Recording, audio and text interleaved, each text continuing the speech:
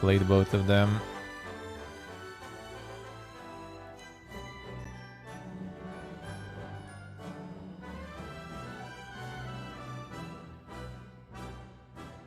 The Betrayal of Krondor. Oh, that one I know. Had that one on CD, I think, back in the day. Haven't played though.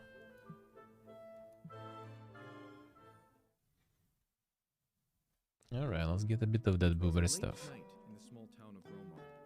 Yeah, this is now quite Ray. And Sam, his roguish friend, decided to liven up the dullness of the road by spending the night drinking and gambling at the Yew Tree Inn. After observing the two playing and winning a number of games against the locals, a gambler approached their table and challenged them to a game of takla. It was then that fortune seemed to abandon them, as the two friends lost most of their money and many valuables playing against the man. Sam was no stranger at cards, and while he had no proof, deep inside he knew his opponent must have been cheating. At that point, the young rogue confronted the gambler, and in the struggle that ensued, an accusing card fell from the man's shirt. Realizing that he couldn't bluff his way out of the situation, the gambler felled Sam to the ground, grabbed the pouch of winnings, and dashed towards the exit. In the chaos, Yuan tried to stop the retreating gambler, but only managed to trip on his friend and abruptly joined him on the floor. Meanwhile, startled by the shouts in the common room, Dina, the owner of the tavern, dashed in and found the two youngsters lying atop one another, being the object of merriment of a drunken, cackling audience. Alright. Let's adjust the volume. No more name happened here, and where's that bloody gambler? It is yet to pay for the lodging and food.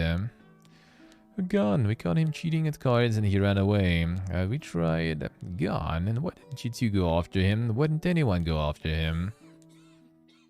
No fell silent as Dina's icy gaze traveled face to face across the room. Propping himself upright, Sam assessed the condition of his bleeding nose by carefully bending it first on one way, then the other.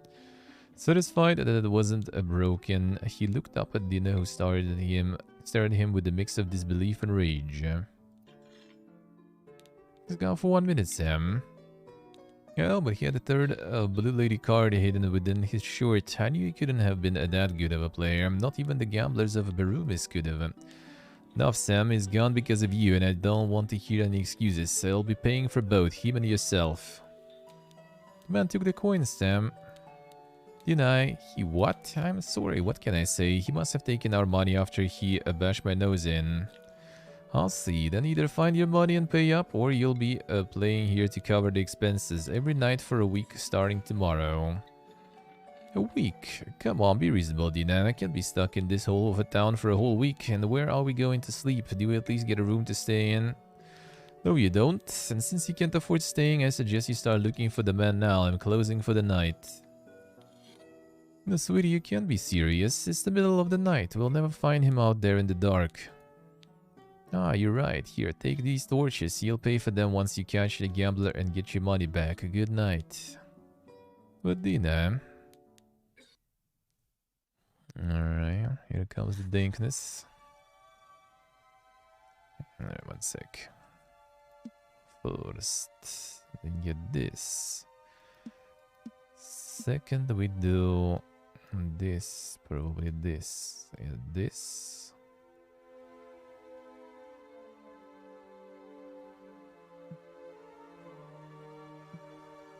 Let's try. At the Mad Corp lady,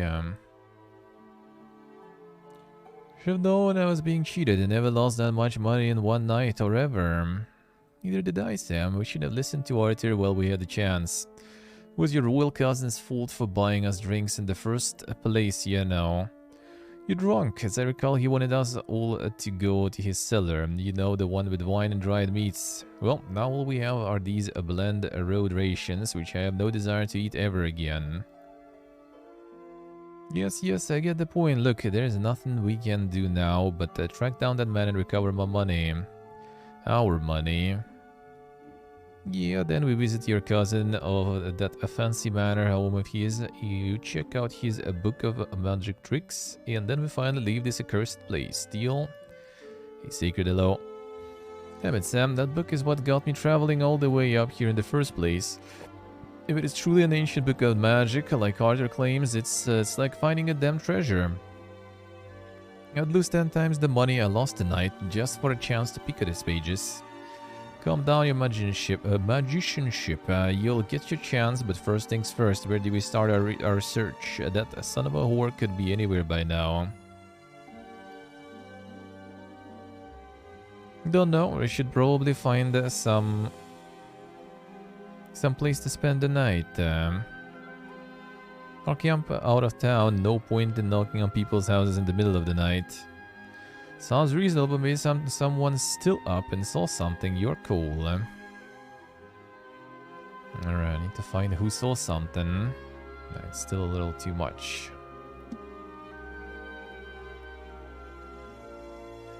That's a bit better.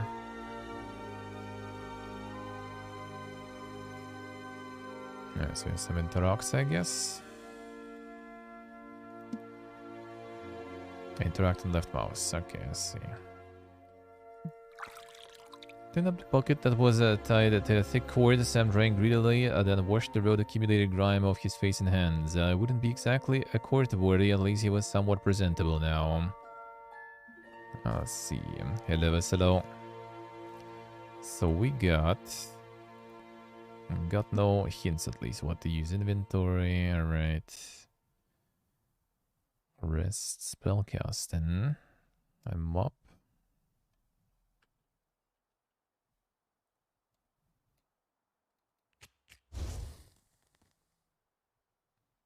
Just burns in the inventory, I guess. Alright. Second-hand shop. Let me close at this hour. Empty.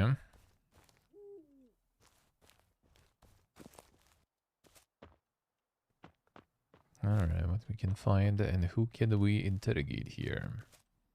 Right click to inspect, alright. I was just sleeping this out, let's return in the morning.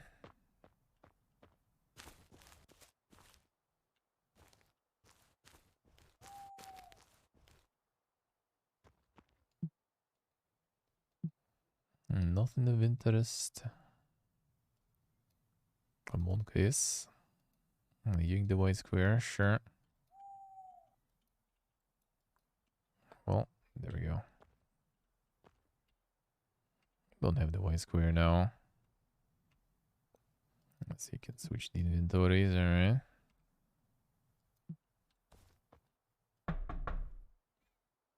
No one. Nothing.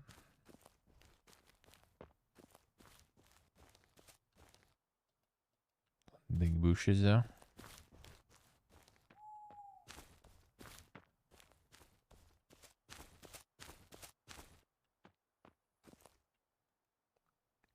Alright. With the right click on the white square, wait, what? Still there. Some text without the description show. I see, alright. The quality items. Let's see how it is, This round potato laptop. I mean, it should, I think. I think it should, It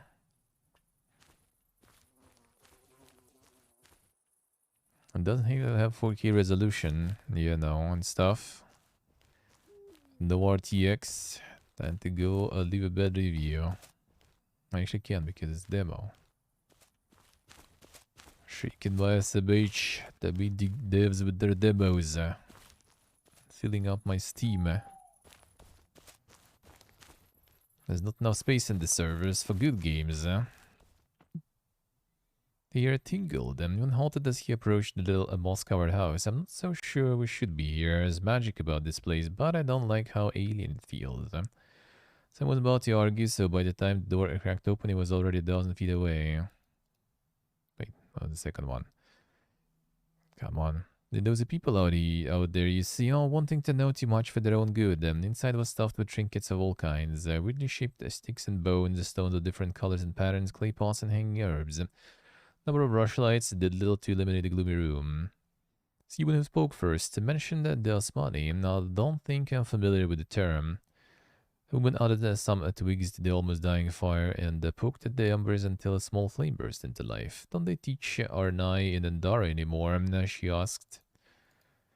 He replied they do, and wondered if the strange woman had the power to read minds.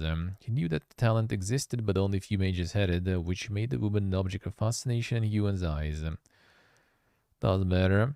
Asmani is an old word for those who practice magic. They study at the university too, Yuan ventured, but the woman snorted, shaking her head in reply. I wasn't born in nobility like you were. Seem to know a lot about me. You've been mind reading? This time the woman laughed a rich laugh to which the tiny flame in the fire pit whooshed to life. No, although I admit that would be a nice gift to possess. Simply know who you are, you and Tilmar, son of Renida. And you, she turned to Sam. She started reaching for his chin, but suddenly retracted her hand as if she got burned. Need to go, both of you, spoke her words devoid of any warmth. She hurried to unlatch the door, but gave Sam a wide berth on her way there. Out with you, she cried, and the boys flew outside, the door closing behind them with a thud. Alright, sure. Her Rodanal obligated.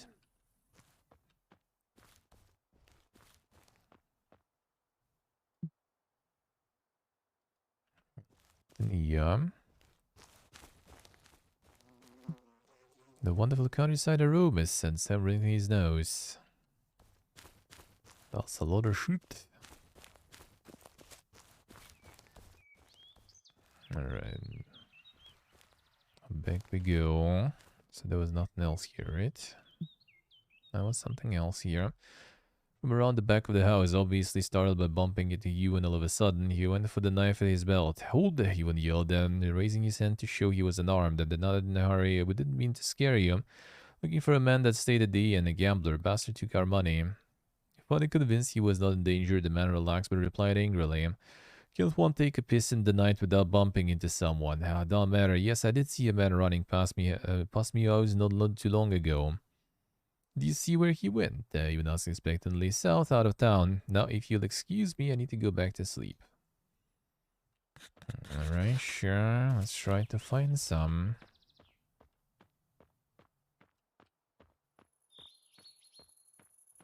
Follow the trail.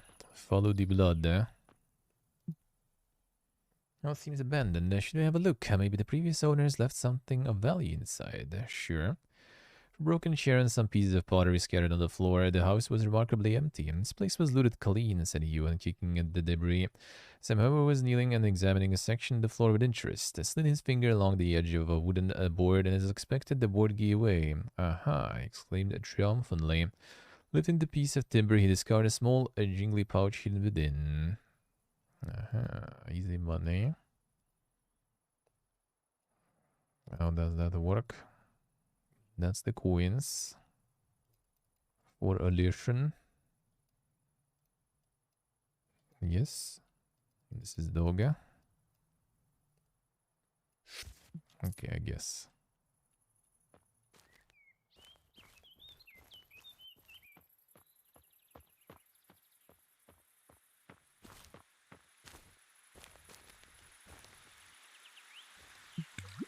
It was refreshing, somewhat gladly drinking a pulse the king had erected throughout the kingdom. They were assigned that the water was clean and safe to drink. They sound advanced. The game bus eventually, I think so. They're probably not gonna be even like that super pricey normally. I have a feeling. I mean, hard to say though. Look at getting brighter.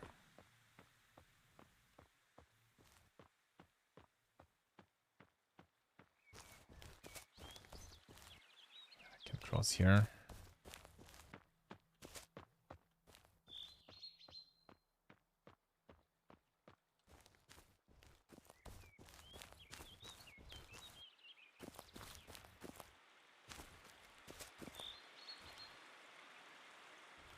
Let's go towards there. Maybe they seen something. I rip that torch.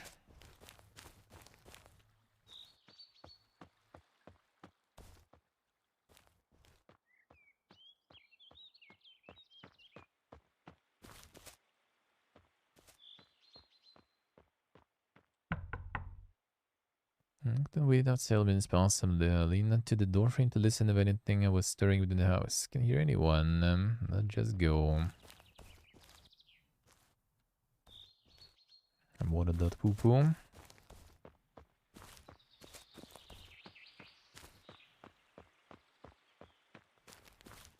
Looks like some church or something.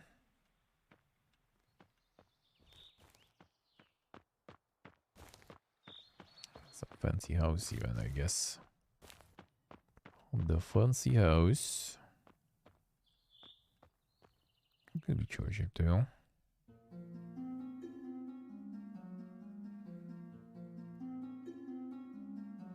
Yes, this lady, I don't usually approach someone this way, but I couldn't help but wonder if it was our bodies I smelled in your person. Ah, blessings to you, sir. You do have a keen sense of smell, I must give you that. This bundle here, what you've been smelling.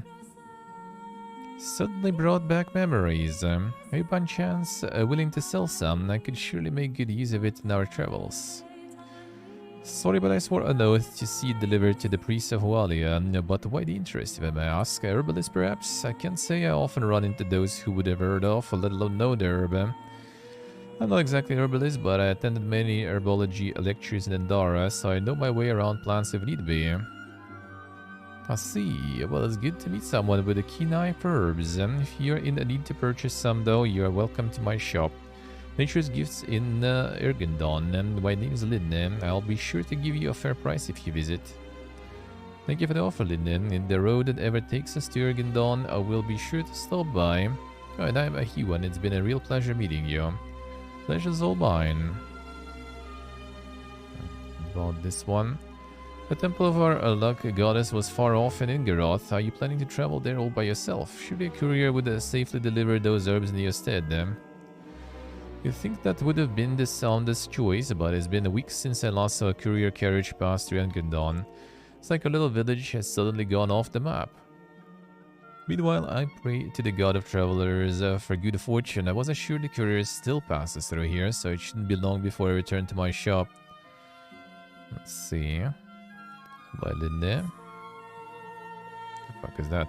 I was lost in thought after exchanging a few words with the man. He would learn his name was Nobao. And then he was a farmer from the outskirts of Romar. Told him that his wife disappeared 2 weeks ago after going to fetch some water from the river. Been praying to Tertnan, not sure, since, so she may return safely home again. Hitting me, Miza. No one's found any trace of her, he told you, when the whole village joined the search. Even Lord Longcoat's dogs couldn't catch her scent. She simply vanished, the man said, bursting into tears. Stayed for a while longer, consoling the man as best he knew. Then he excused himself and returned to Sam. His wife vanished, no trace of her anywhere. Maybe she just left him. No, I don't believe that's the case. The whole thing feels wrong. Sam shrugged. Alright, looking for his wife now too. Sir beckoned them to sit. The High Priestess is currently in prayer, so if you would be so kind to wait, I will let her know of your presence. Time dragged by, especially for Sam, who was now nervously pacing up and down the hall, stopping at the door several times, listening for whatever was happening beyond that boundary into the Holy Realm. That only priests had access to. It is maddening, he said, while descending a few steps into the osment. But as soon as he touched the last step, the large door opened and a tall woman wearing a priestly garment stepped through. To those present, she bowed her head, then she smiled at Sam. Sorry if the wait had caused you any grief. Our gun has been restless recently and relies much on our priestly chants. He stood up and Sam tried to say something, but words eluded him, so he cast his gaze downwards in silence. It was Hewan who addressed the holy woman. We apologize, High Priestess. There is no dire need behind our visit. We simply wanted to talk. We can talk, she replied, her eyes lined with weariness, but let us be quick as I have other matters to attend to. During the session with the Priestess of Terran, they touched many topics about the god himself, but they also discussed the recent events that have befallen them, including the matter with the gambler. A balance of power is being tipped over. Like I have said before, our god is troubled, and we have received a note of similar disruptions from other temples as well, said the priestess gravely. You should be wary on your travels, particularly you, Ewan, for I feel you are embarking on a journey much longer than you have planned for. Priestess seemed to contemplate something, then she spoke to Sam. Within you, I can feel a similar disturbance, much alike to the one that has affected our temple home. But it's early to guess the nature of it. Time will tell. She took their hands and said, "Look out for each other, for I see danger in your way." She then excused herself and bid them farewell. Sure. Really don't like that woman. It felt like she looked right through me and got goosebumps all over. I felt it too, but she's a high priestess after all. Those close to the gods often possess special talents. Talents to make one shit his pants. Let's go, I don't want to stay here one moment longer. Alright, so this is how we exit. More journal stuff. No, we're still looking for the dude. No auto saves. I need a quick save. I see. Sure, that we can. That we can. Potential bugs and stuff. A really old grave. That we can.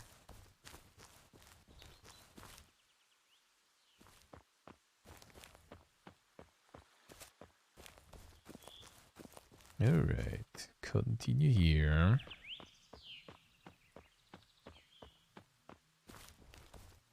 Any gamblers? Waiting in the small house, after explaining they were travelers on their way to Avonmore, Aronimid, the head of the farmer family, offered them a place to sit next to the fire pit. It's about to have breakfast, said his wife. Then added that Pterodon had been generous this year, so food is plentiful. We'll be happy to share. Welcomed the warm food he had been given, and Sam readily emptied his plate. It would be nice to hear news from the outside, Aronimid said between a mouthful and the next. Used to have visitors now and then, but these days they rarely stop to have a chat. Everyone seems to be in a hurry.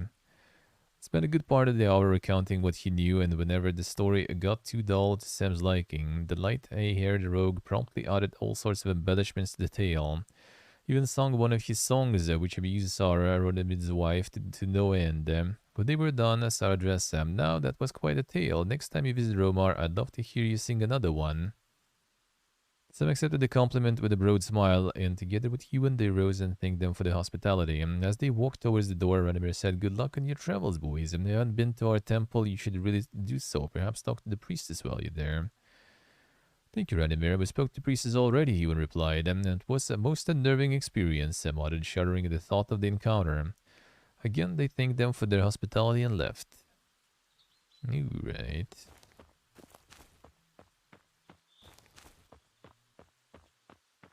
Well, let's see how far we can even run here. It's out of the town to the south, so technically I guess. Let's get a sauce here. A saucy house.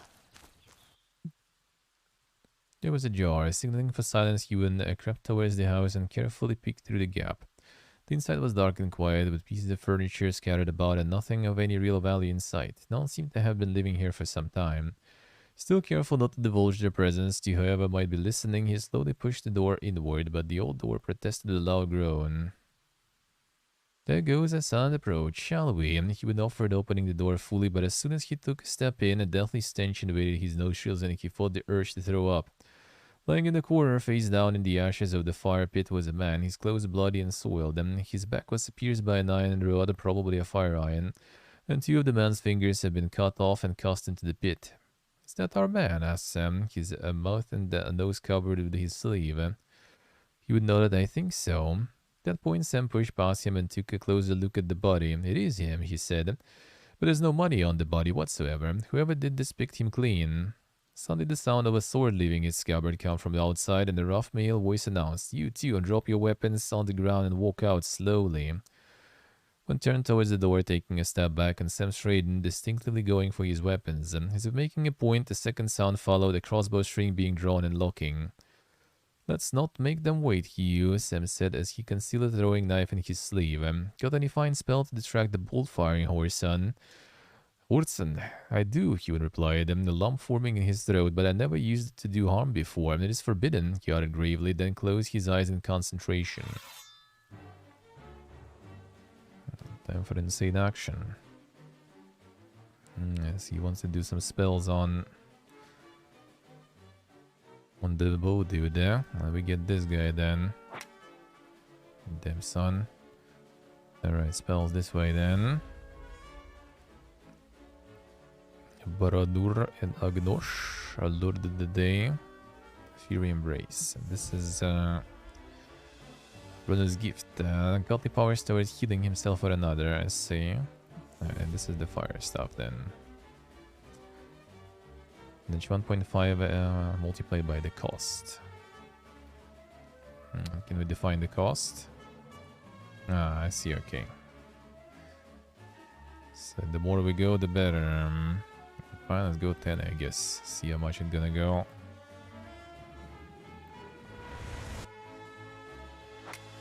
Oh, that was 1. Oh, okay, he missed and hit his own dude there. I'll take it.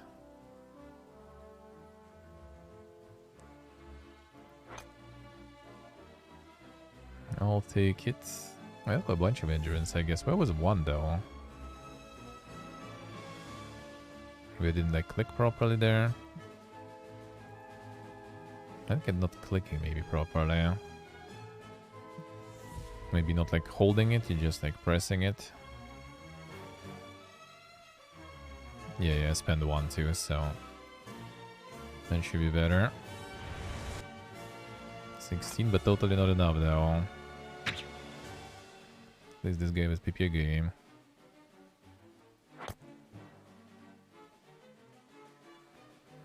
I wonder how much we can do more. Let's do another one, I guess. Of the same power.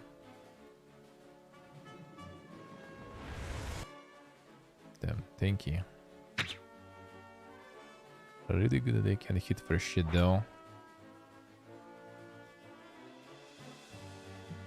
Third one. Hurt my endurance there.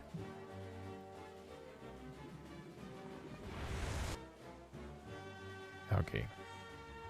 Overkill. Re. And this guy's gone too. That one was less tanky. Hassan staring at the bodies of the fallen as moments before those bandits were trying to kill him and now they lay motionless at his feet. Not well, Nidhu, it was either us or them. No, but still, I feel filthy. We could have, I don't know, negotiated or something. The only thing we have to negotiate would be a trip to the nearest burial ground, if they would find our bodies, that is. Now get over here and help me search them. They've got to have our money on them. Let's see. So this one is already 1 Savilon, a 9 Ocean, and a 1 Elision.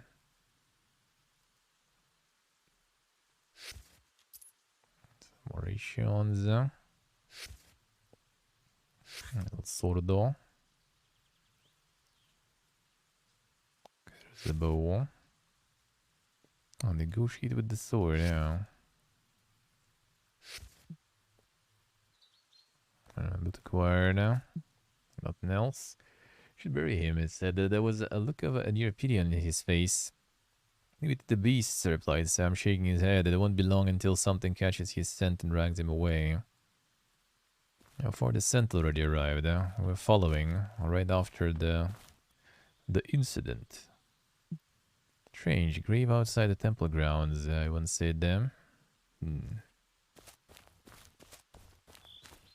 Okay, this is grave.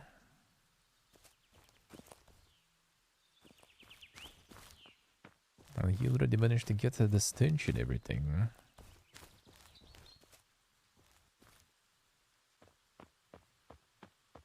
Probably kind of no point going that far here. We can return and pay for stuff, yeah. Let's go.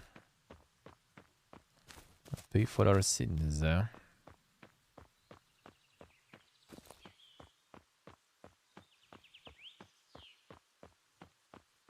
Since we got the money back.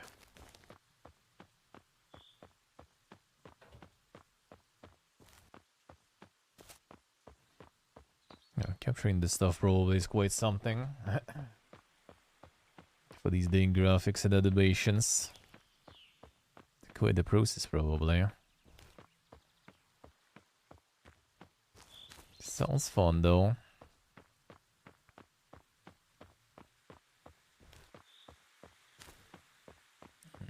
go.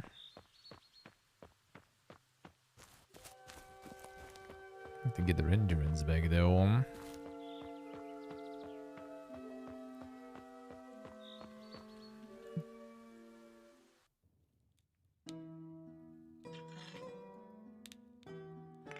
As you have the money you owe me, Sam, you better walk right out. It's once a loan in the not lesionless.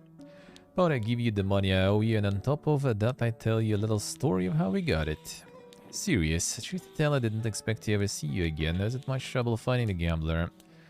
Let's just say it got troublesome after we found him. He holed himself up in an old house down south outside the village, but apparently we weren't the only ones looking for him. Oh, he's there. I need to check. Anyway, scared to buy us a round of ale, didn't? I'll be hard-pressed to finish the tale if I don't lubricate my tongue first. Alright, but this better be good.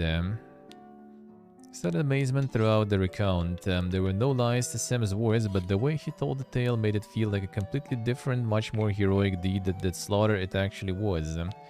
Sam made sure to speak loud enough for all to hear and appreciate what he had to tell. There was anything dull to the account, he found a way to make it exciting, and when the story hit the high points, he elevated it to card-worthy poetry. When he was finally done, he drained his cup and slammed it on the table, making the patrons who followed the tale jump in their seats. Tina sat speechless, her lips parted in awe.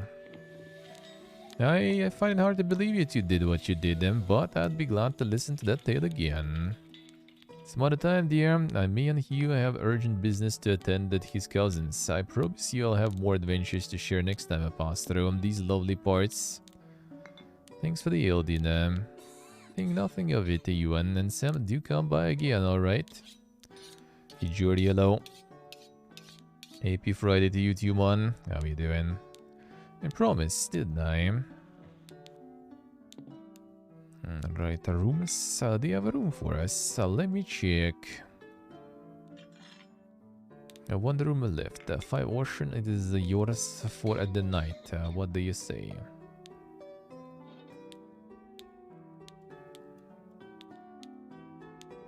Want to switch somehow? No? Just a rest, I guess. Get the endurance back.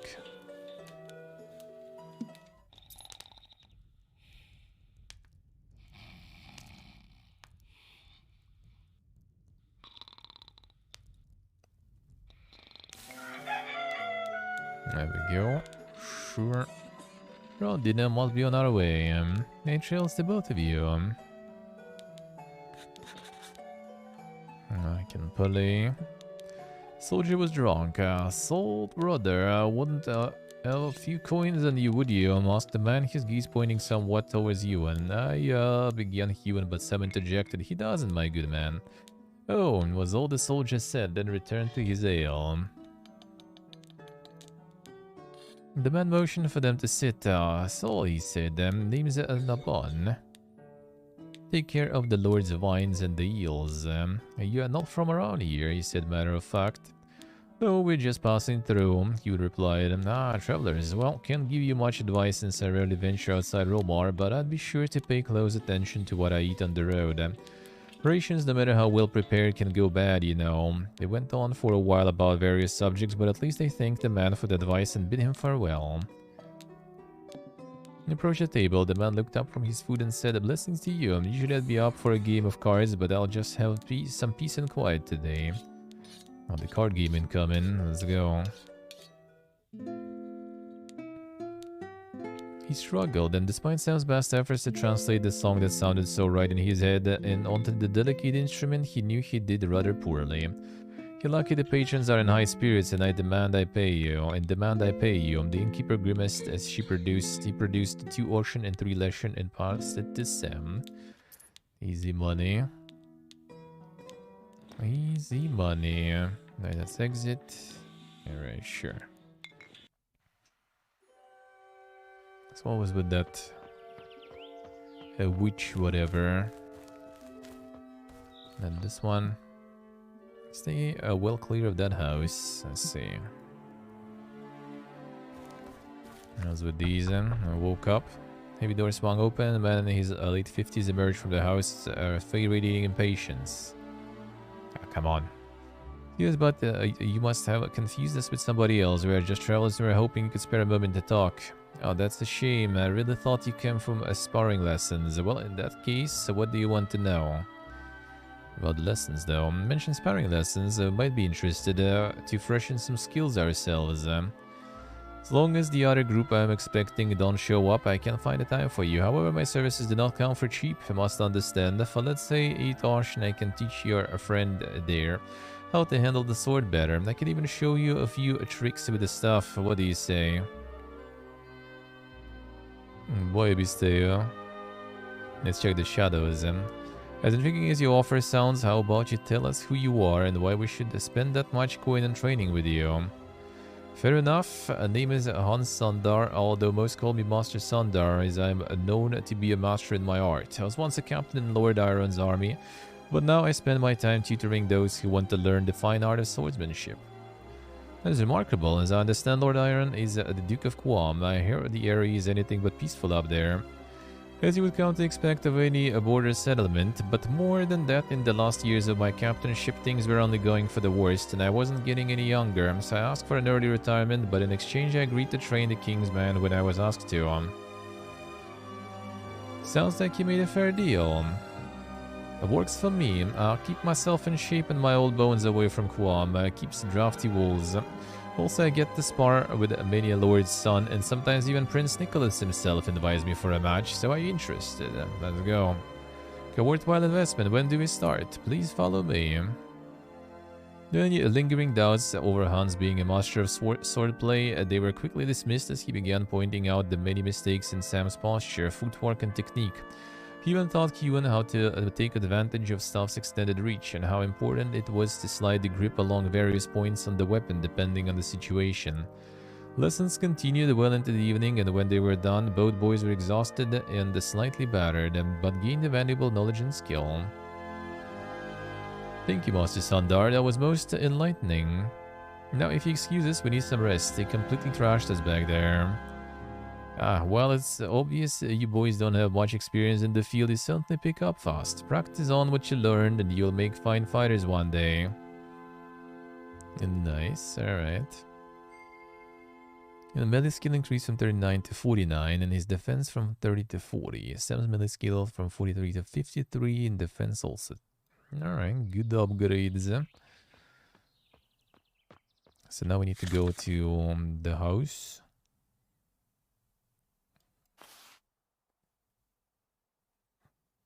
Yeah, finally go and talk to Arthur about that book.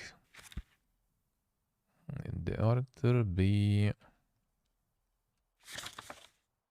Arthur B. where?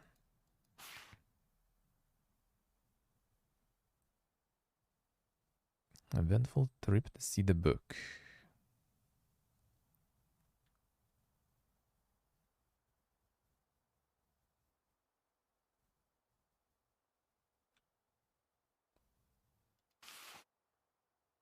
Alright, nothing else, I guess. Sure. I'll find it.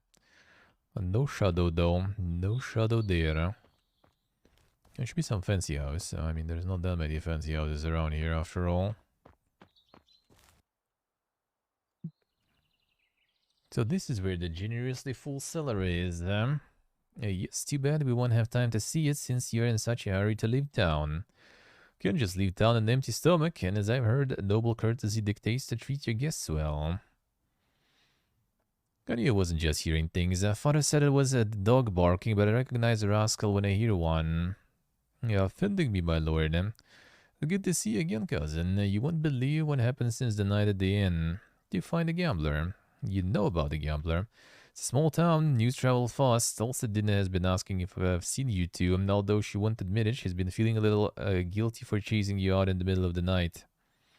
Oh, is that so? Just don't go telling her I told you. You know how she is. Noble or not, she'll have my head on a spit if she learns I've opened my mouth. Don't worry, we never heard anything from you. I can't vouch for him, but I'll keep quiet. Anyway, we did find the man. He lies dead in an old isolated house south of the temple. You killed him. No, but we killed those who did. And the two bandits who skewered the gambler ambushed us. I'm sure one of the gods must have been looking after us, or we'd be dead in their stead. Is that so? Well, I'm glad to see you two alive and well. So, you're telling me that I've got 3 bodies to bury now. Well, next time we plan on leaving bodies in our way, we'll bring shovels. Sure you will. Come, you can give me the details over a cup of wine. And after that, Ewan, I'm sure you'd be interested to see that book.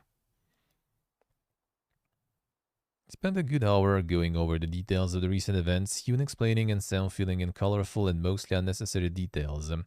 When they were done, Arthur suggested they leave Sam to enjoy the wine while he and Ewan would go into the study to see the book the young mage was so eager to examine.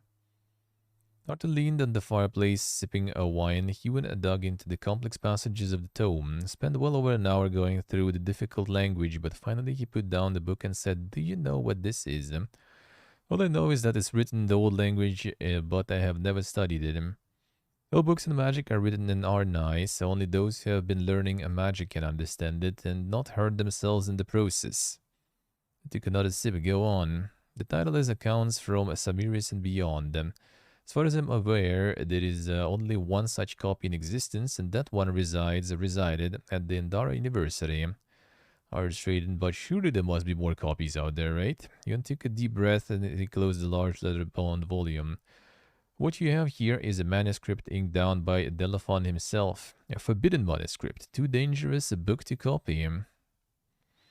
Arthur, now listen closely. This book can get you into a lot of trouble just for knowing about it, let alone having it. I do not dare taking it onto the road, so as much as it pains me to do so, I must leave it in your custody. Just going to leave it here. I must reach Andara as soon as possible and inform the head mage. They will send someone to retrieve the book. He must not tell anyone about it, understood? Can't say I'm thrilled at the idea, but perhaps you're right. I will hide it in a safe place and wait for the mages to pick it up. Don't worry, I will explain to them how you got a hold of it. They shouldn't bother you, just keep it safe. I will. He won't. Look back. No, I'm not. I'm missing woman stuff too. The man called Noma at the temple. What happened? Yes, Anya. Everybody loved that woman. Her husband Noma was also a nice fellow, even if he doesn't go along with everyone. Been weeks now since her disappearance, but on the first day everybody joined in the search. I even brought 2 of my hounds to smell her trail. Found a bucket there by the brook, but that's where the trail stopped. So it's unlikely she ran away, kidnapped perhaps. It's possible, maybe the kidnappers must ascend down the river, but we searched the boat banks for miles up and down several times. The smell was gone. That's hard to believe. I know, but it is the truth. Now, if there's nothing else, I'd like to return to my duties. Right. Nothing about the missing lady.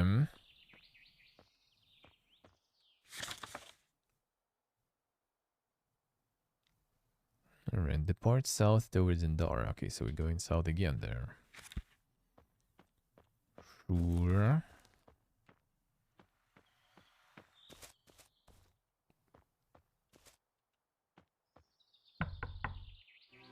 We have a few long moments. An old lady opened the door and invited them inside. Introduced herself as Marit, and for the better part of an hour they talked, exchanged news and gossip. Ewan learned that she used to be a cook in the manorial kitchen. In the years she worked there, she got to know his mother very well. Teary-eyed, she also shared that her husband George died just a couple of months prior, and their visit was very welcome since she had no one to really talk to anymore. And last when they were done talking, she asked them if they could wait a moment, then disappeared into the kitchen. In a few minutes, Marit emerged from the back carrying 2 small packs, one for each of the boys, and she also pressed a pouch of herbs into Ewan's hand. Just a bit of honey bread and nuts for the road. Oh, you needn't have, Ewan said, but Marit dismissed him with a wave. You two be careful traveling the roads. All manner of low folk prey on travelers these days. May turn on a watch over you. They promised to be careful, thanked Marit for the gift, and bade her goodbye. Easy loot, easy food, That's, I guess, the trader stuff then. The second-hand stuff. The shop of some kind. Care to enter? Sure.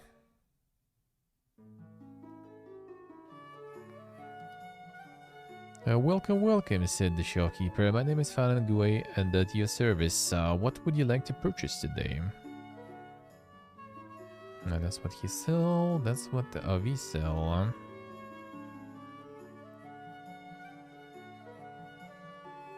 9%, 35%. 9 plus training accuracy, 6 plus skill. 10 plus training, none plus skill. Alright, so we can sell this then. Maybe 9 lesson, the showkeeper offered the haggle. Was able to obtain extra 26% for the item. Damn son, easy. Easy money. Throwing knives.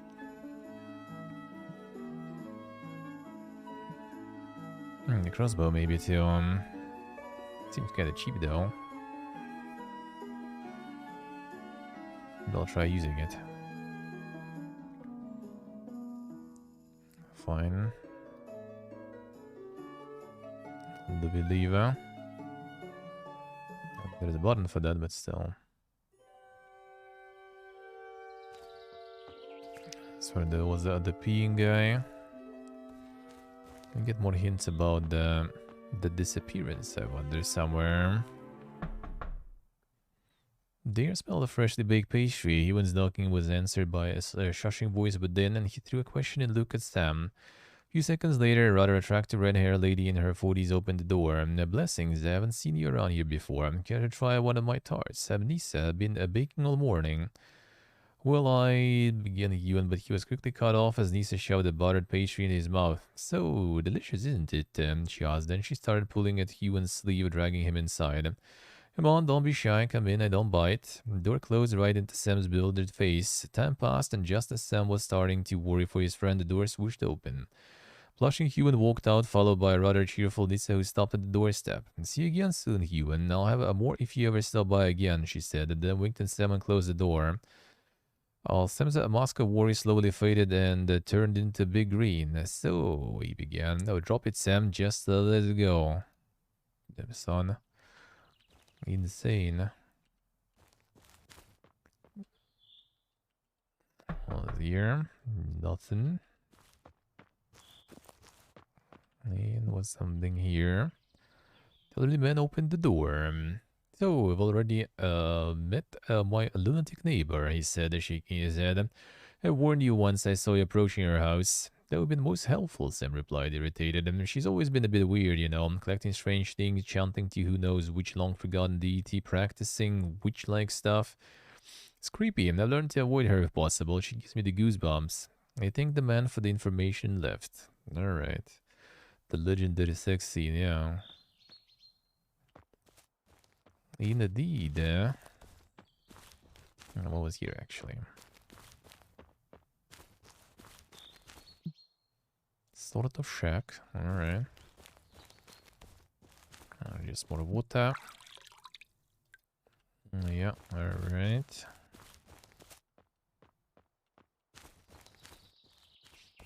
Let's go.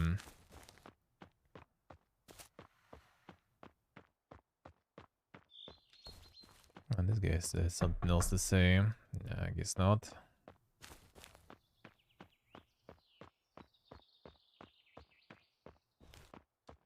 Nothing you know. The one we searched, yeah. And the free real estate all over the place.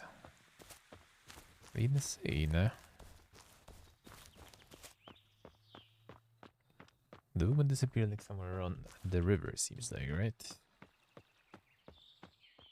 Seems like it.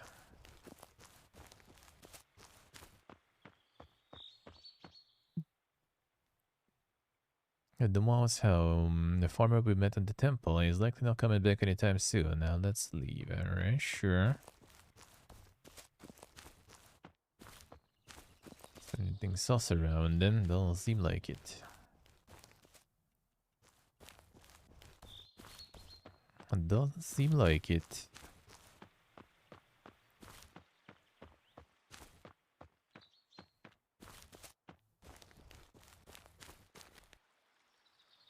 Maybe something near the water.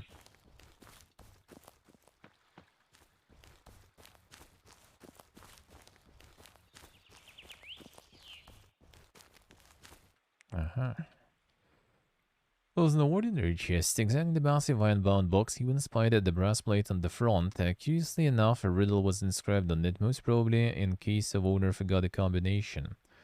Whatever the reason, the curiosity to see what the chest held inside quickly took over, and he began pondering on the word that would open the tightly sealed lid.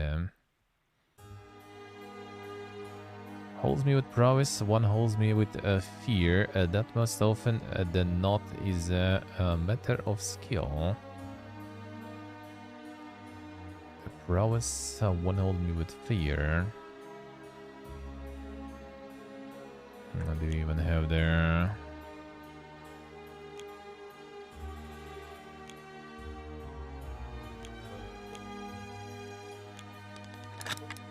Let's see. Easy loot.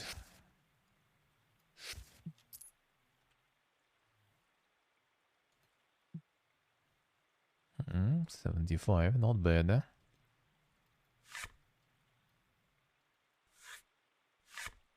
Anyway, can you use this? Don't have the skill for that. I think you should. I can use this one. No, thank you. Now it worked. Sure. Know what to do with that. Okay, you can't use that stuff.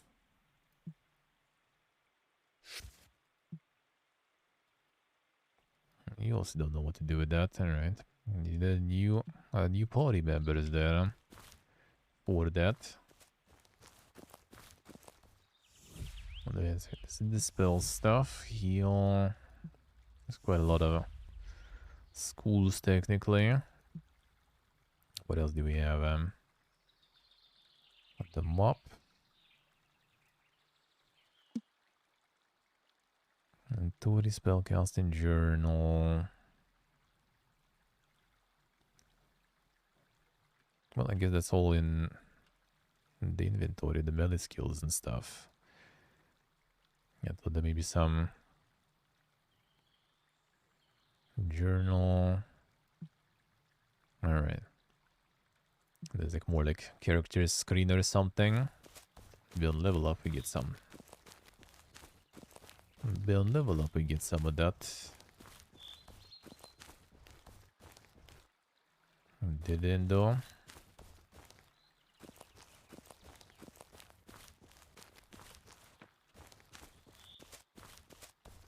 Alright, the farm we've already been to. There's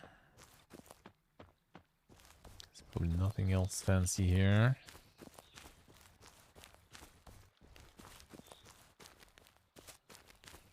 Maybe something close to the river here.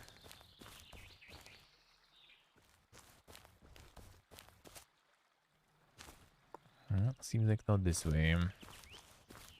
Oh, hello. Another one.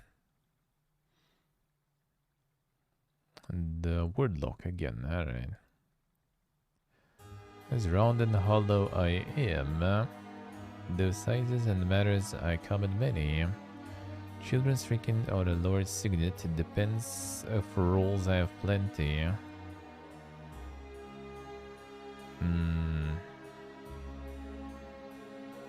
It's a round and hollow. Children's trinket or the Lord's signet.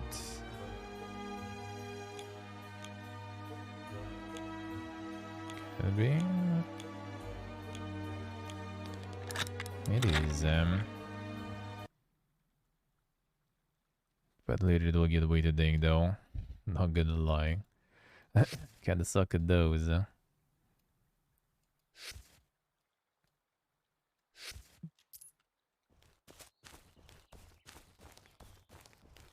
Get some skill or something. They'll give you like hints or some stuff too.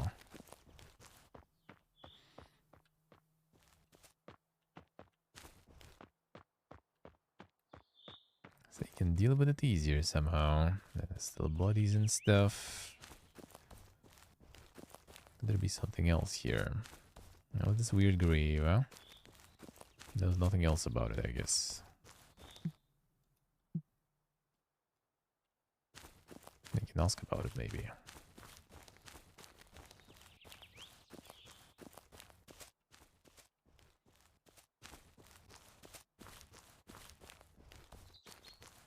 The road continues, sure.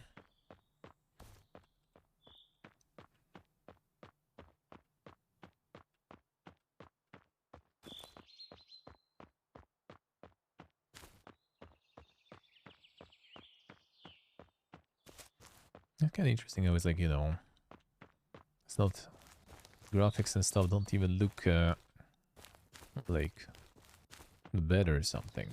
It looks good still.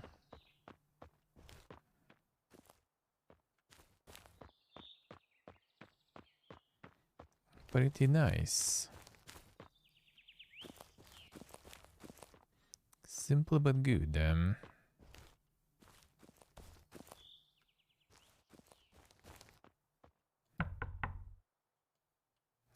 Please come in.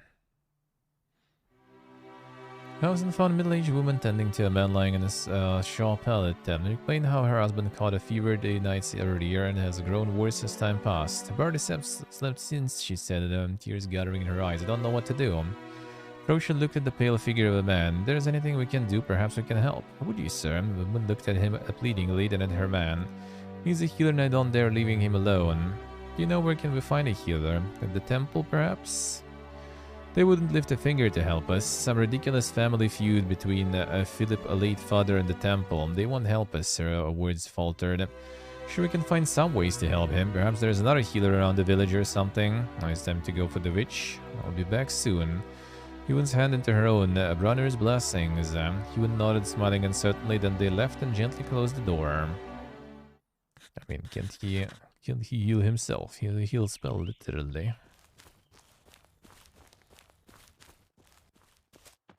Sounds like the witch time, probably.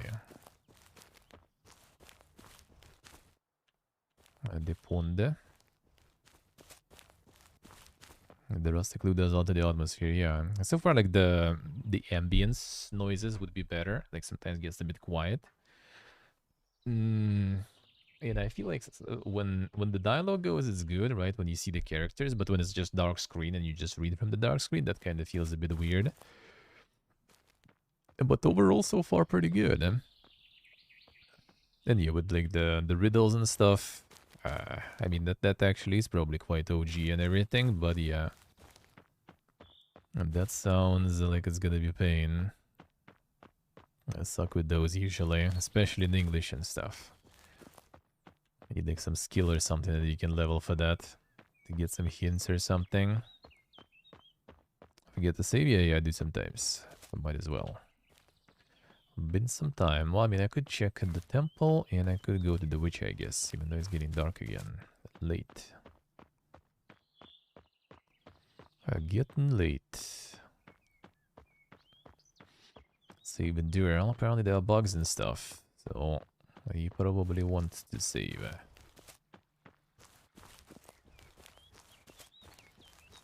I have to learn reading first, yeah.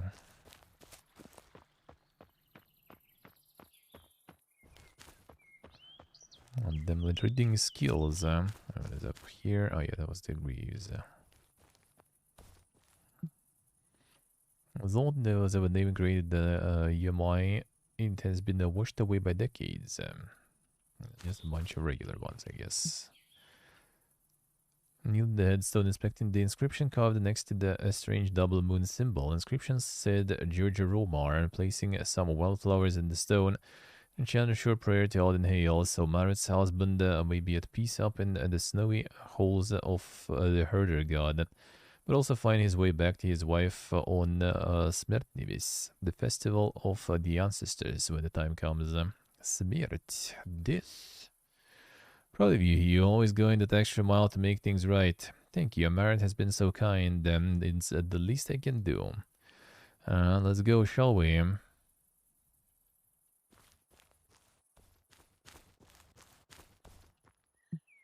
Let's see. Said priest is feeling unwell and needs to rest. They'll have to return some other time. The healers? Not really. Alright, so yeah, nothing here then. Seems like nothing here. Go to witch then.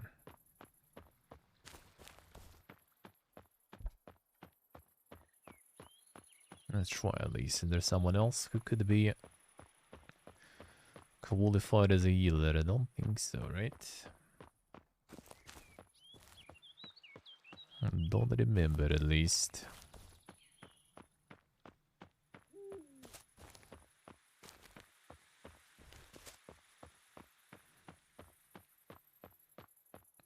I can sleep, I guess, too.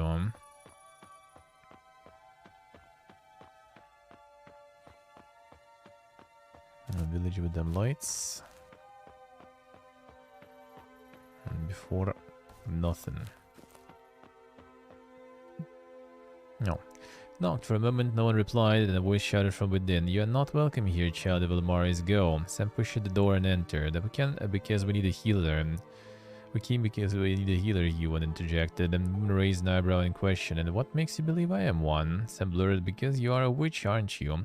His gaze narrowed, studying them both for a long moment, then said, what do you need? He recounted the details about the feverish man. Then she prodded him for additional details. After she was satisfied, she walked to the back of the house and rummaged through a shelf laden with pouches and earthen jars. I may be able to help, but I require a Balamane, or a Manis and a Hariga root. Yuan shuffled his weight from one foot to the other. Those are hard to find. You don't say, the witch snorted. I may be a witch, but I can't just wish them into existence. Get me those herbs and I'll see what I can do. And that's maybe the lady in the temple. Or we just need to get to her store. Not sure if we go that far there. And where that is even. Not gonna lie.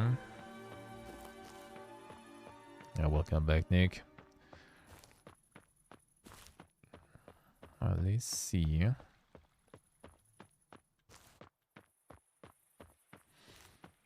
Seems kind of like a chunky demo then too. Start earlier. Supplies took too long.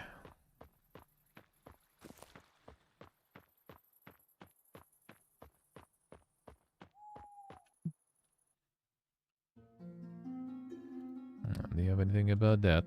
Hey, eating herbs. A bit far-fetched, but we are desperate to find a number of very specific herbs to treat a feverish man. I mean, I know you have Armanis, but we also require Balamane and Hariga root. And I must favor you because I carry all three on my person. But I must ask you, is that man in dire need? Let's say he's got 1 foot freezing in Aldenhale's snowy holes already. Without hesitation, Lynn reached for the bundle of Armanis and sniped a few buds off the ends. Then she reached into her bag and purposefully picked 2 small pouches supposedly containing the remaining herbs. Here, take these and don't delay. You can pay for them when you visit me in Ergendon, alright? Thank you, Lynn. May the gods favor you. What a nice lady. Oh, what a nice lady. Alright, let's heal that guy.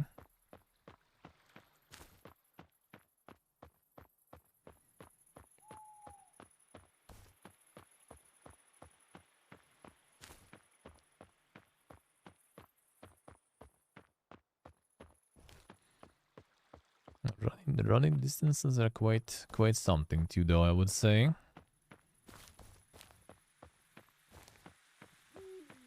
I guess kind of alright. Could be a bit more like eventful, I guess, maybe. Some gold nicks here and there. Or something like that. That would help. Otherwise, just like long strolls. But I guess that's kind of the same in like something like Oblivion or something, Morrowind.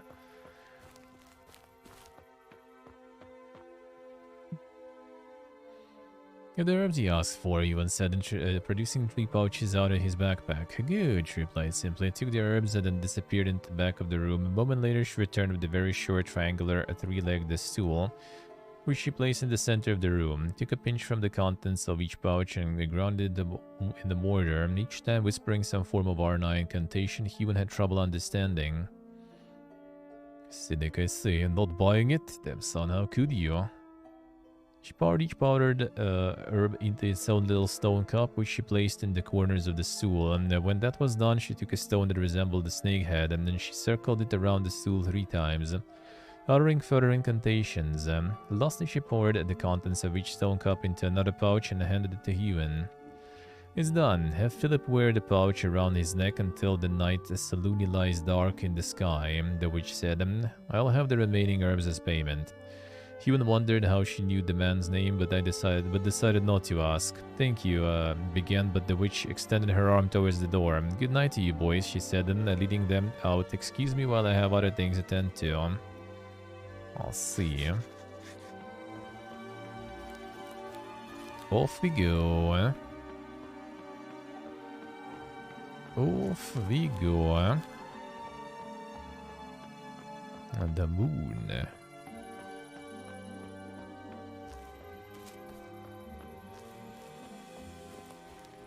The moon with the light even and everything too.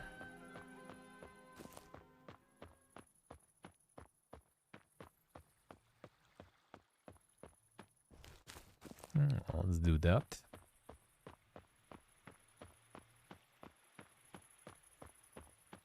Give some more combat, man. I want to see the results of our training. And that made any difference. It's already like time to switch soon because of the YouTube stream time coming. Get that the Sims. I need to grab some food in the middle too. I need to grab some food.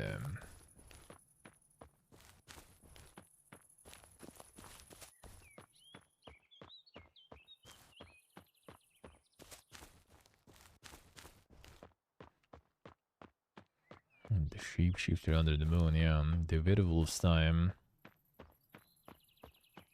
It's time.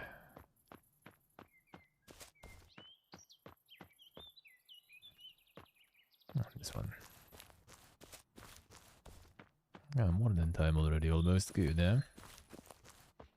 Wait a little on and then. Now pushed the door open and stepped inside. Philip was still laying on the pallet, his breath now ragged and his skin pale. A wife looked past him saying, "Did he bring a healer?" Hopeful expression clouded over when she saw they came alone. Brought this. He took a pouch from within his backpack, tied it with the leather cord and handed it to her, repeating the witch's instructions. Have him wear it around his neck until the night saloon lies dark in the sky. Stared at the pouch in her hand and looked up at Hewen saying, "But will it work? Who gave you this?" "A healer," he replied simply, then added, "Try to have faith and do as I told you." As soon as the woman did so, the man miraculously opened his eyes, his visage turning to a healthier color. The woman gasped in surprise, and she hugged her husband fiercely. "Runner, see you," and she exclaimed excitedly. Hewen took a deep breath in relief, as did Sam, who incredulously witnessed the amazing recovery that had happened before him. "Gods are indeed on your side, boys," she said, tears of joy flowing down her cheeks. "Please stay a night. It's the least I can do for your help. I'll have rations and a small parcel of silver for you in the morning." Sure. Spend the whole day then, because it was already getting early there.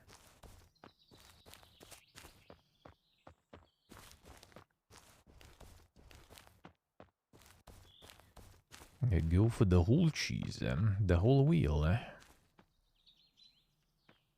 the whole wheel of cheese, Oh, so the pond was, alright. See what's here. Some saucy road here too. That seemed weird.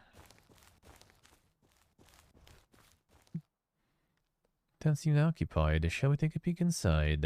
Sure. Tent flap. Inside was damp and smelled musty. His owner probably long gone. Still, he searched inside in hope of uncovering something of interest.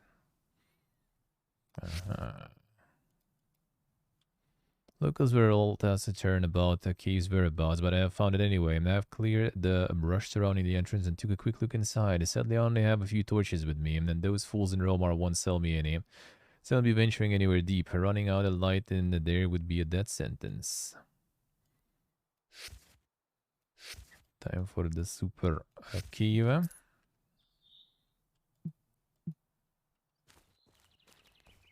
Let's see what's in.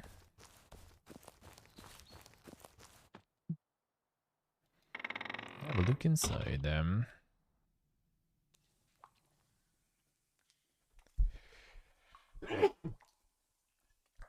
Indeed, quite dark.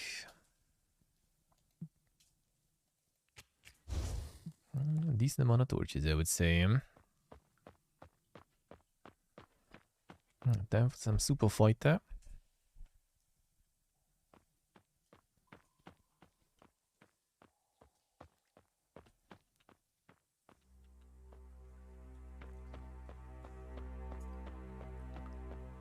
Spooky, scary keys.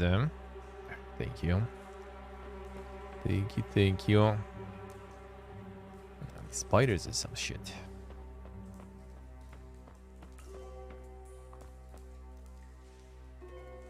This guy.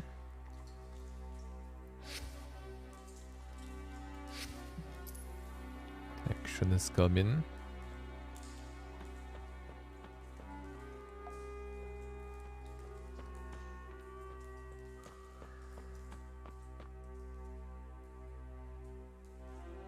Oh, I see what I say. Interesting. Ethereal voice reverberated in the chamber. Tiosmani Halani Eziati Postron Jom, Besti Dumai. Urging Sam to put the knife he produced away, he went bowed in front of the shrine and signaled to his friend to do the same. Besti Mene, he whispered, and then lightly placed his index and middle finger on his forehead. Sam awkwardly mimicked the motion. "I bear 2 gifts for you, Asmani," the voice said in the common tongue. Then after a moment of silence, it spoke again. "Faith and devotion is commendable, so I bind to you and grant you my eternal favor. While you may not realize it yet, your need of me shall be great. We will meet again." Alright, just as it came, the voice echoed into nothingness. Oh, who was that? Closing his eyes, Huan took a deep breath and held it in. He let the newfound channel to the god of magic seep intoxicating power into his being. He drew it in, drank from it, made it part of him until the flow stopped and the balance was reached on both ends. A new spell or something? Silmianis was his and he was Silmianis. At last he released that breath and uttered a short prayer. Silmianis, besti hime, lasti asmente. Silmianis, you're talking weird again. Gods rarely come through on this clearly outside of dreams, especially to those not versed in magic. You should be honored for this visit. Don't look at me like that, Hugh. You know godly affairs make me uncomfortable. And on top of that, I have no idea what just happened, so you better explain. Just happened that Silmianis, the god of magic, has addressed us, and for some reason he has granted me his eternal favor, and I can channel spells through him now.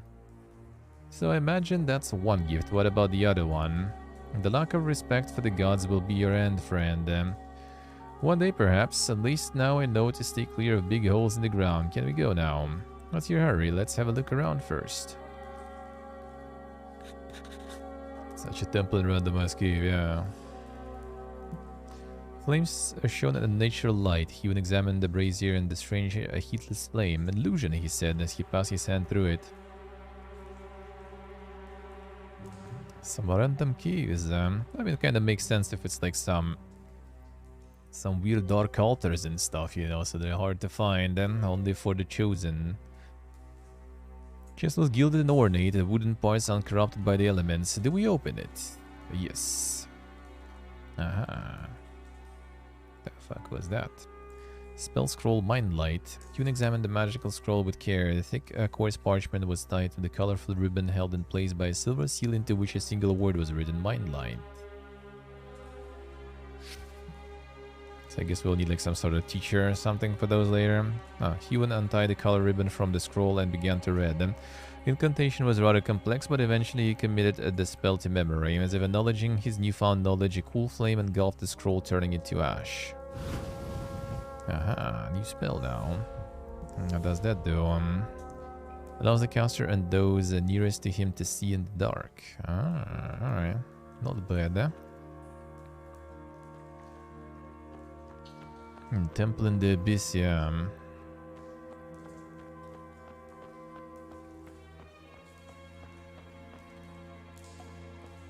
Yeah, that's usually for something more, you know, profane. Some forbidden knowledge in magic. Then you probably want to get some deep fucking cave, so no one can find it. Outside of those who know, who are allowed in.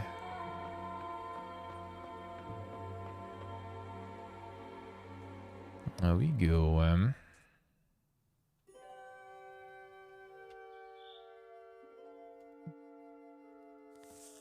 There we go. Well, now we have the light also. Well, I mean, that eats endurance after all, so can't really blast that all the time.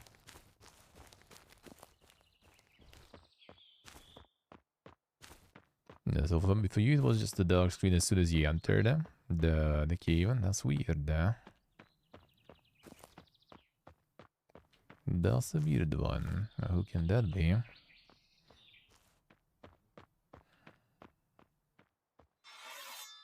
Some random Gopnik. I'll rip this guy. Yeah, that's some powerful sticks too. We need spells, dude. This guy is for 2 there. Yuck.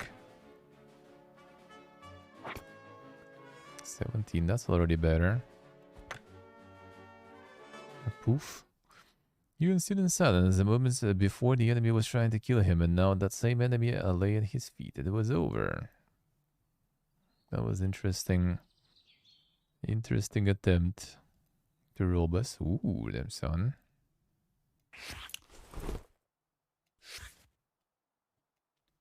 I do have a lot of loot, a lot of food. That's good.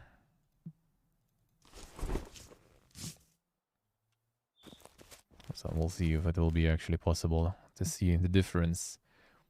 Don't smell badly. Sam searched through the contents with disgust and gave up after a minute or so. Nothing in here.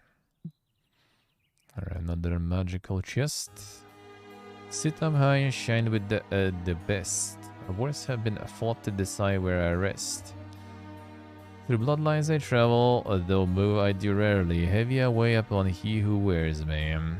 Let's see. Oh. Limited amount of symbols at least. Still, that's good, huh?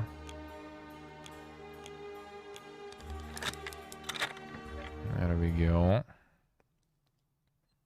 Easy money. The Goblin guy got destroyed. Beating up Holmes. Yeah, I mean, he started the combat. Wasn't me. I thought that just guy wants to talk or something. And he encountered our newly acquired knowledge of combat. And got destroyed, Let's see what they say. Interesting. That's a weird one. Alright, let's get a sauce here.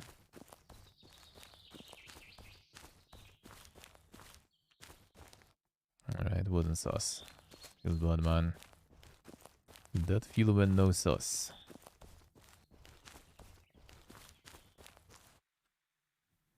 Got a feeling we're being watched. Yes, in a way, this was a temple once. A holy presence dwells within these ruins, but it is faint. Like a god? Yes, if the temple wasn't desecrated but was simply abandoned, the god will still reside here. His influence, however, would have diminished substantially if those who prayed to him left. Give me a moment. He knelt on the marble floor and closed his eyes in concentration. After nearly an hour of Sam pacing back and forth, Ewan stood up, shaking his head. Called it a moment? What were we doing anyway? Tried to contact him. He's a god, but his mind is so chaotic I was constantly losing hold. Perhaps if I stayed here for a day or two, I might get a better understanding of his nature. To what end? I believe he is seeking help, but I can't figure out what he wants. If I could help him, we might get a favor in return. What do you say? Do we make camp? Sure. A waste of time to me, but I'm sure you know what you're doing. I'll go pitch my tent. Days have passed. During that time, Ewan spent day and night in deep meditation, taking no breaks to drink nor eat, while Sam attempted to wake him from the trance repeatedly, but to no avail. Resigning to the fact that it's better to leave Ewan in peace, Sam took care of the camp, foraged for food, and did whatever he could to keep boredom at bay. Finally, on day 2, Ewan awoke with a cough. Sam ran to him and helped him to his feet. Are you alright? How long was I out? 2 days. I was ready to knock you out of it with a club, but thankfully I woke up first. 2 whole days, I swear it felt like an hour and a half at most. So, learned anything in your little adventure? Not much, to be honest, and I'm struggling to make any sense out of it. The god I spoke to, or at least what remained of him, was so fragmented and incoherent, it proved nearly impossible to understand. However, even though I wasn't able to learn this purpose, I learned his name, Tevandrosh. He's certainly not one of the greater 18 we know of today, but I have the feeling he was an important deity at the time of the Arnai. Day before yesterday, you said he was seeking help. Indeed, he's seeking his long-lost identity. Great, so dealing with the forgetful god. Suppose we don't get any reward out of this, do we? No, but if we find out who this god was and learn his history, I'm sure he'll be thankful.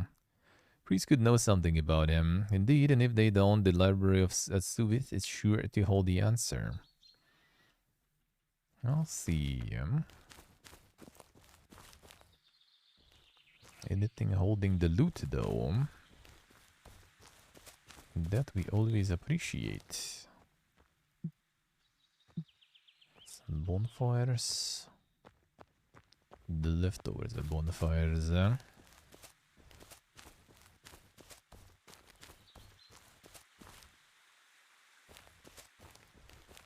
That's it. Insane fogish. And the bottom right, Argentina flag, yeah.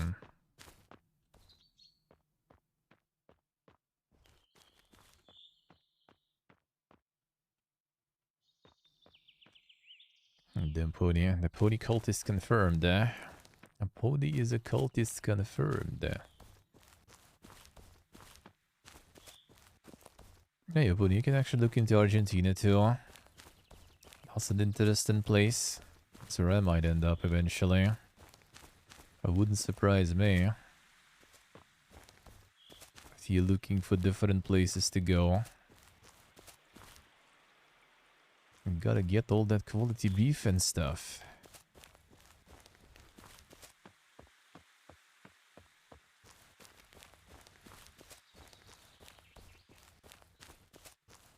If you're looking into going for some expat move,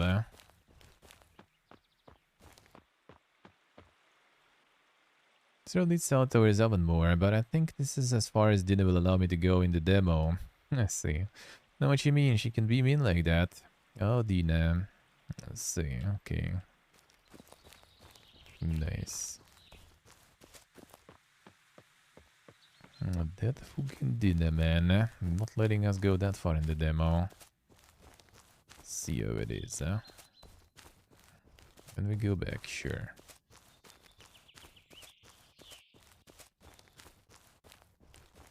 I'm not a cultist. Are you sure? Are you sure? In Spanish, though not English. I bet you can kinda survive a little bit. Depends where you go. But judging by the amount of people going there now from here, I guess you can survive. A lot of people here go even without English.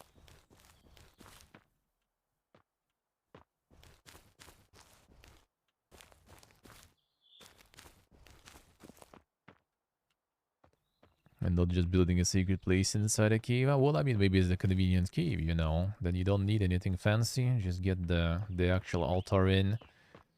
You already have, you know, cover. No rain, nothing. It's the free real estate. Literally. Free. Yeah, there's those places. That's where the tent and the key were. Alright. Should find a place to camp and get some rest. I mean, sure, fine.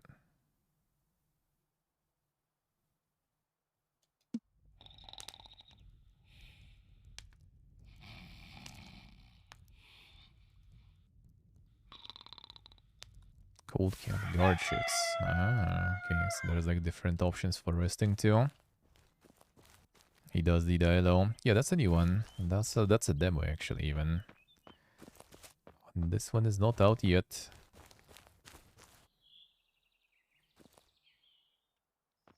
Apparently, Pony is pretty good. Huh? If you have the income in dollars and everything, then you're gonna be a king. And it's really easy to get the permit and everything else too. That's why a lot of people from here are going. And you can stay if you can prove that you earn like at least 300 bucks per month. And then you can stay. Yeah, apparently it's like super giga-socialistic. Like everything is so pro-person and pro-people that businesses are kind of struggling and everything a bit. And there is some crazy inflation going on. Partially because of that, of course. But yeah, if you can fire people, for example, almost like it's really hard apparently.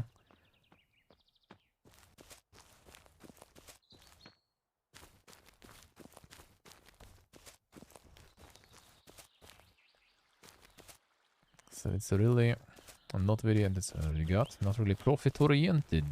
That's why the inflation is pretty crazy. But if you have the stable income, then you should be pretty fine. Especially from the outside of country. Then you should be pretty loaded there.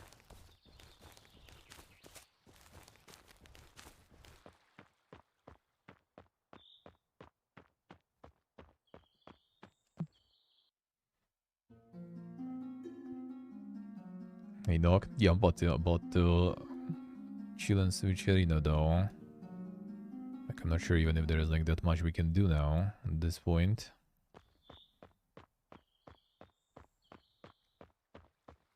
There's probably some more stuff, but yeah.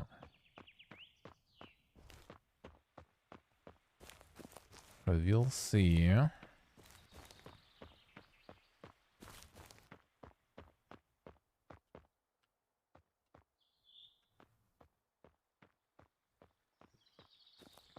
Yeah, see about here, right?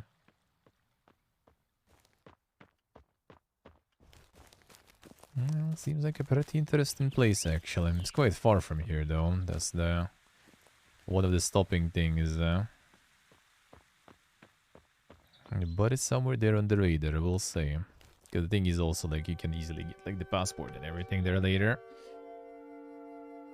Very fast compared to many other countries. And that passport is actually really good. You basically can go to Europe, US with no visas and everything, so that's pretty nice. Totally better than our passport nowadays, even though anything is.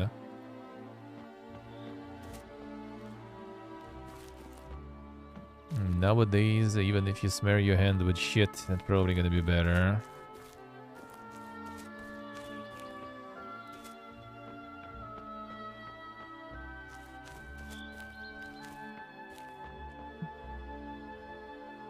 I know which. Yeah, sure, do it. Do it.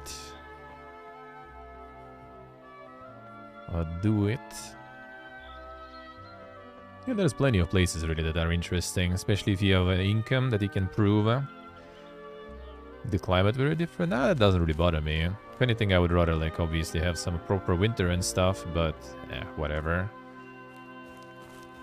It can be worse. Climate can be worse, you know, it can only get better most of the time, unless it's even colder, but I actually don't kind of mind really, so...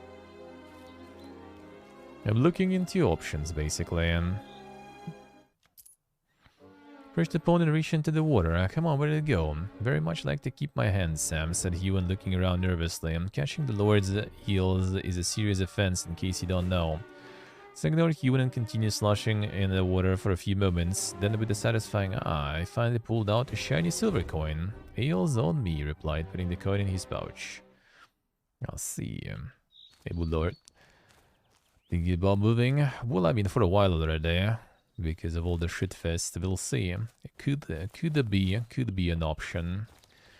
Financially, it's very complicated, though, for my line of work. Let's put it that way. But we'll see. As we want to take an exhaustingly long scenic round around the Samaya Mountains, we should just turn around. Besides, it is imperative that I return to Endara as quickly as possible. So I guess that's kind of it, basically. Don't think I've seen a lot more other things around. So it doesn't let us go through here already.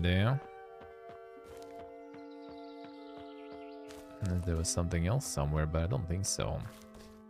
moving might be an option. That's it. Some of the quests you just can't really finish, right? Seems like. Right now. So yeah, moving might be happening. Well, the worst case, the worst thing about it is that it will be happening most likely. Like, one way or another, sooner or later. Both Thailand. I mean, Thailand is good, except for like a lot of Asian countries. It's nice to like travel there, you know, for the time being. And doable, but long term is very hard to stay. Or like you need to play the system basically, and you will never, you know, kind of be able to like legally sort of like stay long term there. Let's put it that way. Hard to put streaming into all curse paper requirements. That, first of all, of course, yeah. The level of income is smaller too. So, you know. I've been discriminated with no fault of your own. It's actually kind of like not even that, to be honest. Well, that too, obviously, right? But like, I'm kind of already for a year with no income and stuff. And, you know, donuts, thanks to you guys, is all good. I can survive with that for... like, as much as possible. I don't really care about that too much. It's more just about the fact there's gonna be like more limitations, restrictions, and other stuff inside the country too. And the fact that I don't like also that everything is gonna get way too dank. Like they focus too much on like, you know, military stuff, which is already was quite a lot. In education, they add more military-centered things. Like in schools now, there's going to be like the patriotic lessons and military preparations in universities and stuff. And like, it's just like, dude. I mean, thankfully, I don't have family and stuff, so that's good. But my friends who want, you know, who already have families and want to have kids, they all piecing out because they don't want to subject kids to that kind of stuff, you know. Let's see, my lord, I say. Yeah, if you have like decent amount of money, then it's at least, you know, easier. You can literally buy it, yeah, if you have enough. And it's also just the knowledge that it's not gonna stop. Like all this fiesta right now, even if it's gonna be over, it's gonna be over for other, like, 8 years, like before, right? And then it's gonna be like chapter, God knows which. The enlisting mandatory, I mean, it is, it always is. No one asks you. If they catch you, if you don't have proper excuses, then there you go.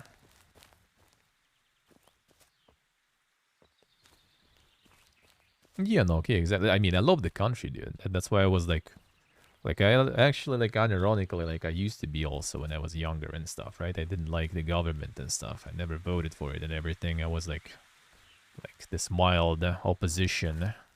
I was very unhappy with everything all the time.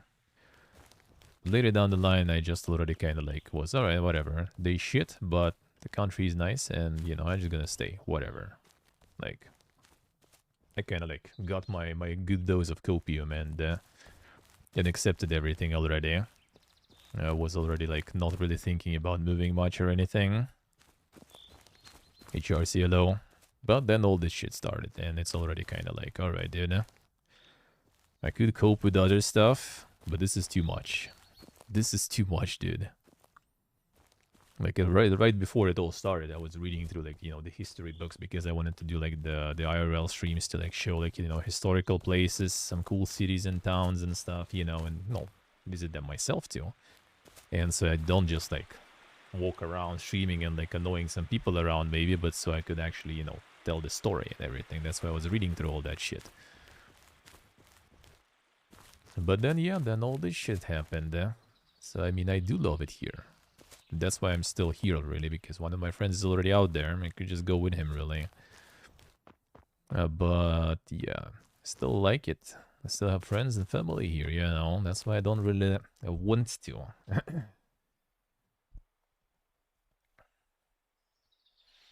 Something that other countries have ideas in the government, too. Yeah. True. Absolutely true. And that's why, like, I'm not planning really to, like, you know, sit down for a long time somewhere. Like, I want to probably just like go around places and then try to figure out somewhere where to stay. Maybe. Or maybe return even at some point. I would love to. And yeah, there is a lot of idiots everywhere, but you know, as long as idiots are not like shoving their dick up your ass too much with no consent, then whatever.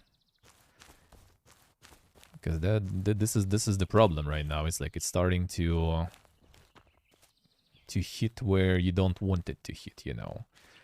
When they potentially when it starts affecting your income, when it starts affecting your hobbies, your entertainment, you know, your friends, visiting, meeting friends, seeing friends in other countries and stuff, then it's already a little too far, a little too deep, you know, for my taste. The line's crossed.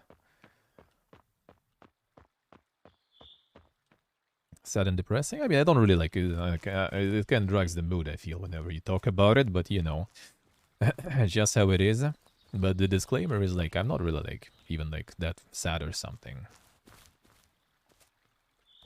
It's kind of whatever. Like I just don't like uncertainty, you know. It would be like, for me, it would be better if I could just like, boom, pick some option, done.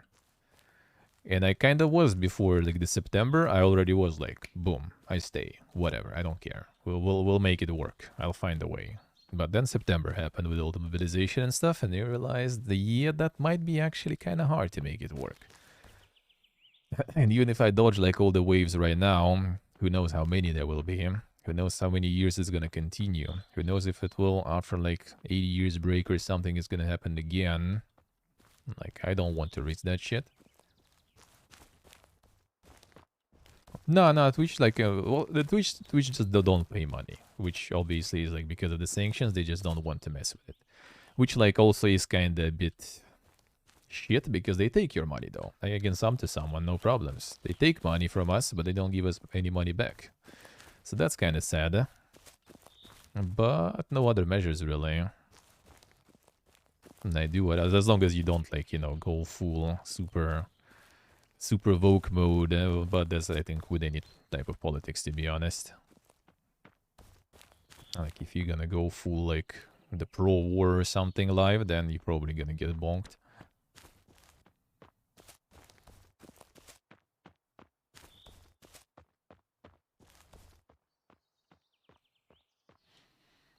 Other people from my places? What do you mean, like my friends and everything?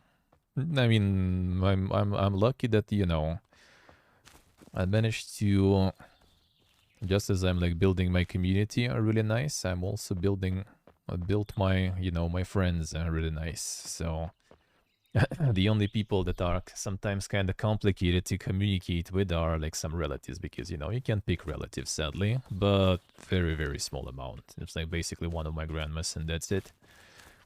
Everyone else is pretty like on the same page, basically, let's put it that way. Oh yeah, no, yeah, true. That is true. Yeah, I don't think I can find anything else, really. I think I kind of already did there. So yeah, I'm not even like... It's just like uncertainty and stuff that is annoying for me, personally.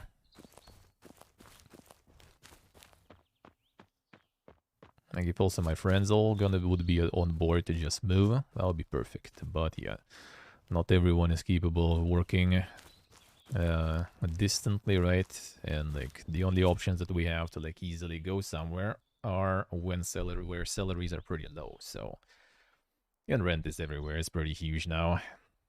So it's kind of like complicated, especially to get all the friends aboard. But we'll see. Like this year, next year probably gonna be already like time to decide what to do. Unless they're gonna be like some moment of respite when you can do some more thoughts and calculations for longer. Just need to still kind of decide in the end. And in the end, I think it's one way or another is gonna be moving anyway. And most likely, just because the future prospects are, you know, not that good. How it's gonna be here, but it's alright. We'll manage. Wouldn't be the first time things are PPG here. I wouldn't be sadly the last. Yeah, no. Explode inside, no problems, man. And the funny part is like, it's like for regular average person, nothing changed. That's the fun part. Like you get my like normie friends, you get like my parents, relatives and stuff. Like for them, nothing changed. Something like, you know, Coca-Cola left. Well, bro, there's like again Coca-Cola, just like in different bottle. Very, very ugly design actually, but it's the same shit. McDonald's left. Well, here's another McDonald's. It's also the same. Like, as a person who eat a lot of McDonald's because I have it nearby, I can tell you it's exactly the same. The fries are a bit different. That's actually true, but I kind of like dig the new ones actually more. They're like more thick. If you get them fresh, they are way better. But they are kind of less resistant to time. The old ones were like well fried, so even like a bit colder, they were still good. And these get just like way too soggy. But if they're fresh, they're actually even better for my taste. And yeah, for most of the people, nothing changed. They're under-salting fries now. I would say before sometimes they were over-salting them, to be honest. Like sometimes they were just way too much. But yeah, like for as I said, for most of the people, like nothing changed. Most of the people didn't really notice this shit. The only people who are getting fucked are the people who mostly already like didn't want to have anything to do with it. Like artists, you know, content creators, like that the people who are basically already like cosmopolites, you know, they already were like just like international markets. They already like had all the friends all over the place, right? They just who were working with the West basically. We got fucked. We got fucked harder. Might be location dependent, yeah. The rest of the people didn't notice anything.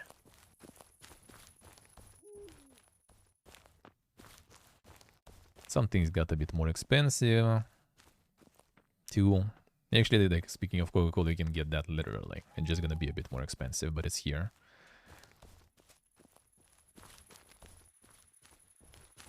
Like all that is not allowed is still allowed if you look hard enough. Or if you have enough money. And like technically even like the gaming like limitations, right? What's not available here and everything. Like that's all circumvented too. Like it's funny always to say when like people say like why even like Hades was looking for like Russian translators, right? Hades 2. And people were molding like why even do that? They can't even buy your game in Russia. Bruh. People can't do anything.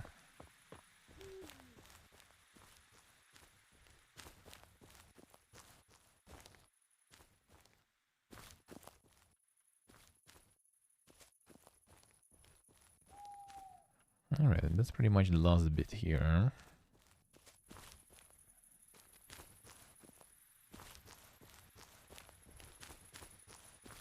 It just basically creates, you know, issues for people who just want to be left alone and live calm and not doing any shenanigans to, you know, circumvent something. And bend the rules to make things work. Oh yeah, my friend with his PS5, for example, even like found out that he can buy stuff even cheaper nowadays. With all this shit. Sony forbidding to buy games here. Well, they all became Turkish now, and they buying games even cheaper than before. And now he's only like mad, like why didn't I learn about it before? Why did I learn about it late? Could save so much money.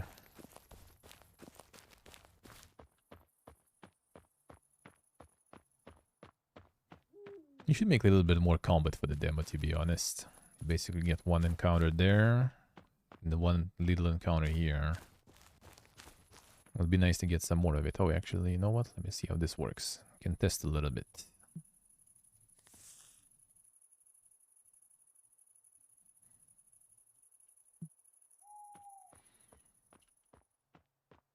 Banning the travel and stuff. Yeah, that is also a bit weird. Well, that's in general kind of like mind-boggling to me a little. Like, dude, Uh-huh. That's night vision. You literally just push people to, you know, towards all the propaganda stuff. By showing them how much you dislike them and how much you limit them. Oh shit, Anubis. Thank you, man. Dungion Tux, thank you, sir. Thank you, man, appreciate it. Thank you, man. Drain the populace and brains instead? I mean, that's not gonna really happen. Like, in my opinion, it's the other way around. It's, like, what caused, back in the day, Soviet Union to fall? Well, obviously, like, also economical stuff, but we also have economical issues, right? But it was, glasnost and perestroika, as with the things where, you know, limitations. When the Soviet Union opened the windows and the doors to the world, you know, and people from the inside could see the world and interact with it. And then really quickly they decided, yo, why the fuck are we living here in this shit? How about we, you know, open more to the outside world? And that's when it all went to shit. What we see now, they don't close any doors or windows from the inside. It's just like, you know, someone is building the wall around our house so we can't see anything outside. So like we're getting isolated not from the inside but from the outside. Like when you get isolated from the inside, for people that causes questions. Why can't we do that? Why can't we go there? Why do they forbid us to do that? Maybe there is something. And now when it's forbidden from the outside, it's like no one to ask for. Our government is like, yo guys, you can do whatever you want. We didn't forbid you anything, it's them. See, they dislike you, they hate you. They're afraid of you. They you know, want you all dead and everything. So how about you just stick to your own brethren, all gather around, you know, feed the oligarchs, the poor guys starving. I'll work for free for the glorious motherland, this kind of stuff. A nice Roman, nice. That's good. That's good to hear. That's the bad part. It's just basically radicalizing people by showing that everyone around kind of, you know, dislikes you, hates you, afraid of you. It's way better to, like, open up. Allow things. Sure, you want to like travel, want to see how people live in the other world. Sure, come here, check it. I mean, pay for it obviously, right? And stuff. It's good for everyone. There's money for those who accept the travelers. There is experiences and everything for those who go. Like how the Decabriste movement started, for example, when after Napoleon Wars, all the officers who marched through the whole Europe, you know, to France, defeat Napoleon, basically, right? They seen through the whole Europe how people live. And they returned and they said, you know, how about we try to make it here? Organize, stir something. It didn't work though. They all got caught and everything. But the mechanism itself, you know. And when you show the people, see how it is here.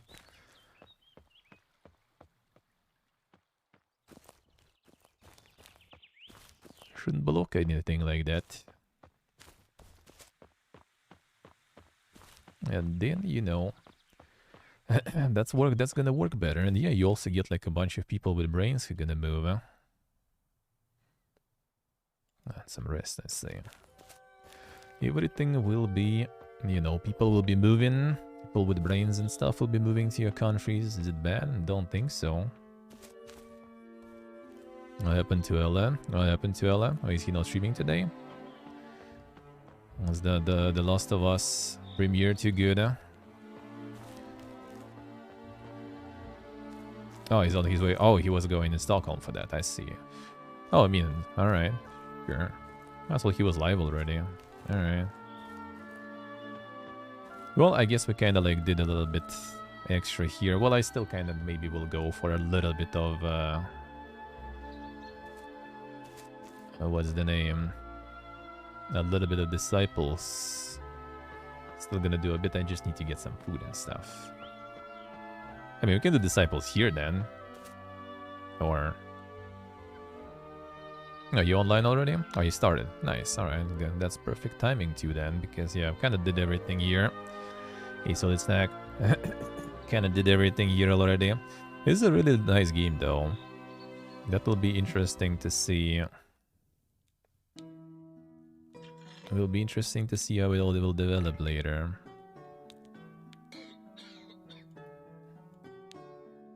Very nice. Very nice. Already started, I see. I got summoned. Well, yeah, good that the interview went good. That's nice, Ruben. That's nice. Alright. Alright, so let's do... Oh, let's now get the raid going. Let's go. And let's do like a little bit of disciples. Kinda went a little longer than I usually go. So, start the raid. Alright, I will be back in like 40 minutes or something on YouTube. Not for long though, like for an hour or so already. Kinda did a little bit longer than